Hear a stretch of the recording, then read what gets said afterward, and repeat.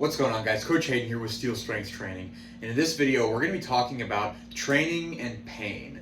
This is a subject that everybody has encountered at some point in their life, or being in the gym. You inevitably might have some kind of minor injury, tweak, ache or pain of some kind, and you need to know how to address it because it's annoying trying to train with an injury, and it might affect other parts of your life. How exactly do we go about addressing that when you do come to the gym? First, before we talk about strategies, we first need to define what pain is.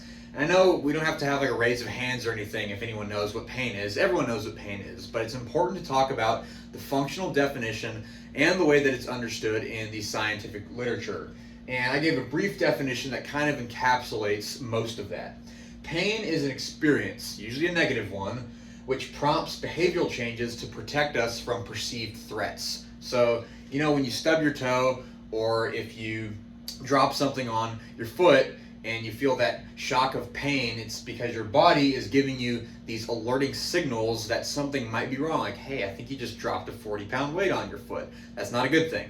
And your body has those signals built into its neuropathic function that is supposed to alert you of these things going on. So that is what pain is on a very broad scale. But notice how the definition includes the language of experience. So it's not just that event of the dropping on your foot, it's the fear and the anxiety and the emotional response built into it as well. And if there are other people around you, maybe they noticed, and maybe there was some embarrassment, there's those social pressures that play into it as well, which is why the current understanding of pain and pain science involves what is called the biopsychosocial model.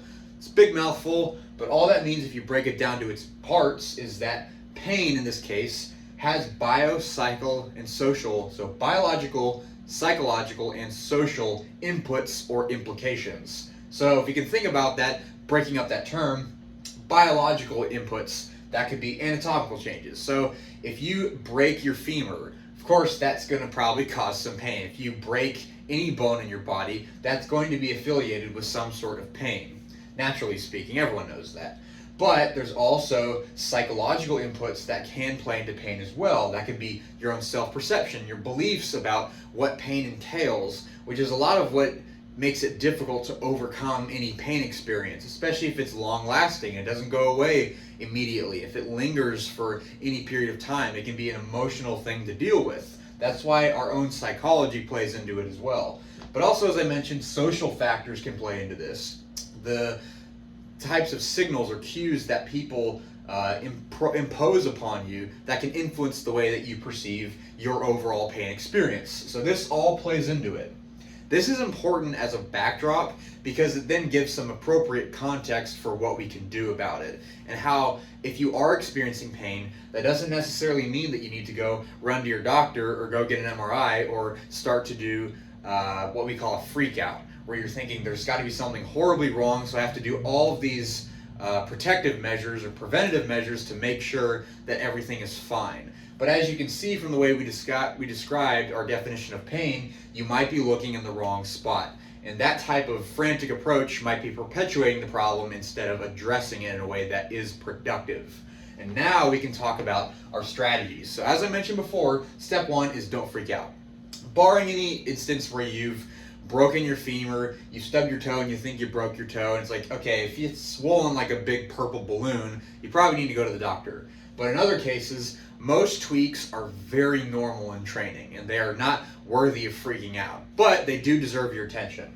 And that's what step two is all about, where you need to manage training. You realize during your session, when you just did a heavy set or maybe a normal set of deadlifts, squats, whatever it is, and you feel some kind of tweak in your back, elbows, shoulders, knees, very common areas for people to feel these kinds of things. This is where you need to think about changing something in the moment and maybe for the short term, the next few weeks as you're dealing with this tweak.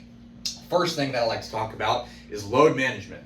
And but as we go through these strategies, don't think of these as we have to do this one and then that one and then that one. These are all tools in your tool bag, which you can pull out and combine at any time as is necessary and as you feel is useful for your situation. So first is load management. Let's say that you're squatting and you feel some kind of tweak in your back, in your knees, in your hip, or anything like that, and One helpful approach to that situation is there any weight that I could take off the bar to where I don't have that sensitivity, that pain in that area? So you take off weight and then you do the same movement and you're like, okay, that doesn't really hurt or it's manageable. That's a good sign because it tells you that it's not the movement of squatting itself which is going to inflame that pain response. It can then build some what we call self-efficacy. So going back to the psychological component of the pain experience, you can now influence your own self-perception and beliefs about your experience, being that it's not squatting that's the problem. It just seems that when I get up to those higher loads, it seems to really aggravate or poke the bear in this case. So load management is important, which is why we use things like RPE in our programming to begin with. We don't want to overly ramp up training external load. We don't want to do too much too quickly because that is a large major culprit of lots of these tweaks, aches, pains, and major injuries. Is really unintelligent program design where you have way too much work being onboarded into a client's or anybody's program way too fast, and that can lead to these kinds of problems. Next, another tool that we have is changing the range of motion.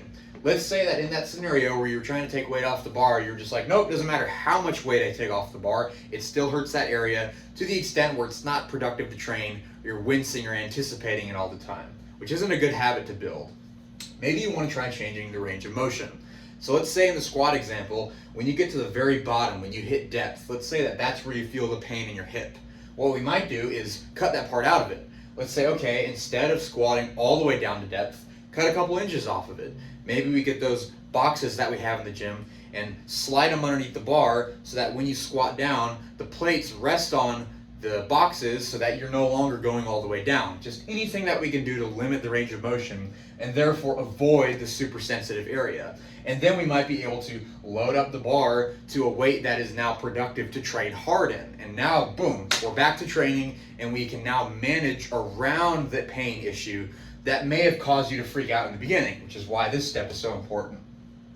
We also have tempo. So along with these two strategies, you can control the slow descent. So maybe going fast on the way down is just not productive in the context of maybe load management doesn't do it by itself, maybe range of motion doesn't take care of it all on its own.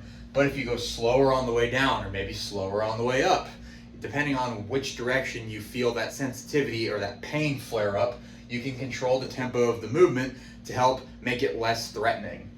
But we also have exercise selection. So let's say that these strategies don't really take care of it to the extent where training can be productive, then you might want to change up the exercise. So maybe instead of squatting, you could do a one-legged lunge, you could do split squats, you could do any of those other variations, maybe a goblet squat. Maybe changing the exercise might just do it in order to not aggravate that pain area. And then you can implement these other strategies as well. And the whole purpose of utilizing these is to begin with is to be able to train hard with no pain or manageable pain. That is the standard. Because most of the time, if you look at the current research, even in the world of strength sports like powerlifting, for example, or weightlifting, or any other resistance training sport, most of these odd tweaks, aches, and pains go away in about 14 days.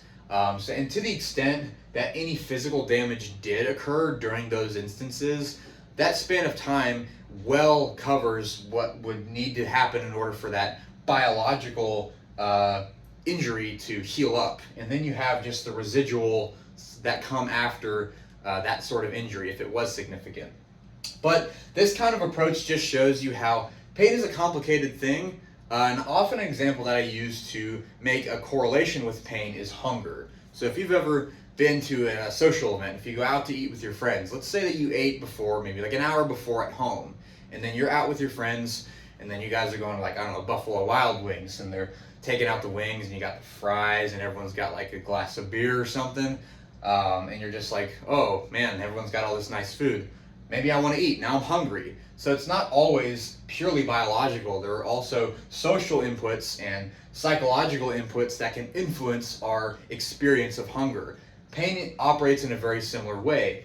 And the way that you address that is thinking of ways that you can calm the area down from a biological standpoint. You can reassure yourself from a psychological standpoint, And this is more broadly speaking, but you can build an environment and a approach of self-efficacy to where you are now in the driver's seat, and then other people see your experience and can say, wow, this person dealt with this ache or pain or this tweak, and instead of freaking out or panicking, which is a very natural response, they were able to employ a lot of these strategies, modify the way that they would otherwise experience that whole ordeal, and they've moved on from it, and now they can manage that kind of experience in the future.